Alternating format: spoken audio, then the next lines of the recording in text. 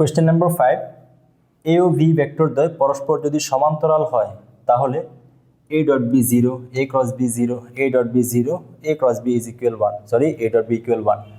তো তোমরা তো মুখস্থ মারতে পারবা, কোনো প্রবলেম নাই। অ্যান্সার হচ্ছে কোনটা? অ্যান্সার হচ্ছে এটা সঠিক, যদি ভেক্টর দ্বয় পরস্পর সমান্তরাল হয়। তাহলে চল আমরা দেখি কেন এটা সঠিক। যে ধরো এটা হচ্ছে একটা এ ভেক্টর আর এটা একটা ভি ভেক্টর। তো এখানে এ ভেক্টর অ্যাঙ্গেল ভি ভেক্টর কত? দুইজনের মধ্যবর্তী কোণ হচ্ছে 0 ডিগ্রি। যেহেতু সমান্তরাল, দোনোটাই একই দিকে, যেহেতু দোনোটা একই দিকে তাহলে এদের মধ্যবর্তী কোণ 0 ডিগ্রি হবে। আর যদি বিপরীত দিকেও হতো তাহলে এদের মধ্যবর্তী কোণ 180 ডিগ্রি হতো।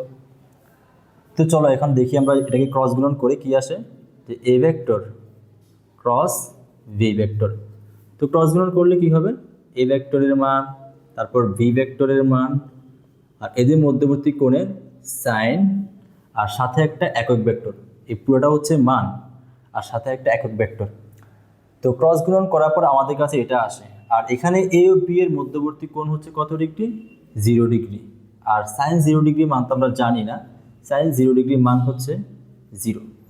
তাহলে এখানে আমরা লিখতে পারি A vector cross V vector, আর এখানে এ এর মান, বি এর মান, আর সাইন 0 ডিগ্রি মান যেহেতু 0, আর এখানে যাই দেয় না কেন বাকি কি আসবে? এখানে 0ই আসবে।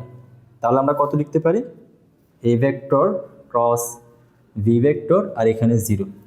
আমার একটা কোয়েশ্চেন, এটা কি 0 এক্স্যাক্টলি 0 নাকি 0 ভেক্টর? দেখো তো এই পাশে এটা কি একটা ভেক্টর না?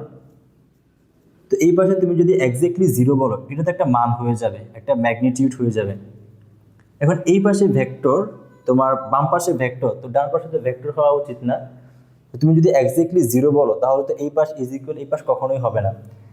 এটা হচ্ছে তোমার 0 না, এটা হচ্ছে 0 ভেক্টর, সেজন্য উপরে একটা ভেক্টর চিহ্ন দিয়ে দিবা। যেহেতু অপশনে 0-র উপরে ভেক্টর চিহ্ন নাই, তো অবশ্যই বুঝে নিবা এটা হচ্ছে একটা 0 ভেক্টর। তো 0 ভেক্টর মানে কি? 0 ভেক্টর মানে হচ্ছে যে 0 আই ক্যাপ মানে এক্স এর উপাংশ 0, 0 জে ক্যাপ ওয়াই এর উপাংশ 0, আর 0 কে ক্যাপ। তো যদি এই কনসেপ্টটা তোমাদের মাথায় না থাকে, তোমরা কিছু ম্যাথ আছে যে যদি দুইটা ভেক্টর পরস্পর সমান্তরাল হয় তাহলে এর মান কত, বির মান কত, ল্যামডার মান কত, এরকম কিছু টাইপের কোয়েশ্চেন এসে থাকে। তো যদি এই কনসেপ্টটা তোমরা না বুঝো, ওই ধরনের ম্যাথ তোমরা সলভ করতে পারবে না।